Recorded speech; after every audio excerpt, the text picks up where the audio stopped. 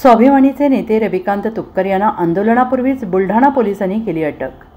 Soybean कापसाला दरवाढ, पीक विमा, नुकसान भरपाई, दुष्काळी मदत देऊन शेतकऱ्यांना न्याय द्या। सोयाबीन कापूस उत्पादक शेतकऱ्यांसाठी 19 जानेवारीला तुपकरांनी रेल्वे रोको आंदोलनाचा इशारा दिला होता। आंदोलनाच्या पार्श्वभूमीवर रविकांत तुपकरांना शेगाव लोहमार्ग पोलिसांनी नोटीस देखील दिली। मात्र तुपकर आंदोलनावर ठाम होते। तुपकरांच्या मार्गावर बुलढाणा पोलिसांनी विविध पथके त्यांच्या शोधासाठी रवाना देखील केली होती। दरम्यान आंदोलनापूर्वीच तुपकरांना बुलढाणा पोलिसांनी राजूर शिवारातून ताब्यात घेतले आहे।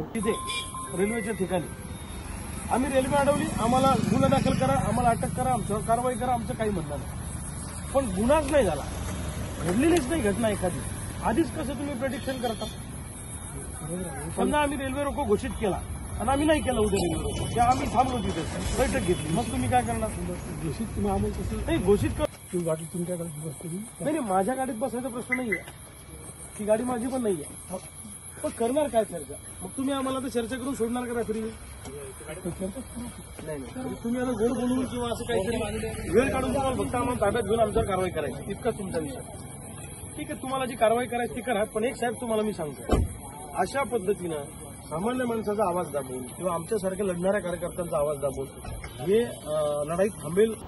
Bureau report, SBN Marathi, Buldhana.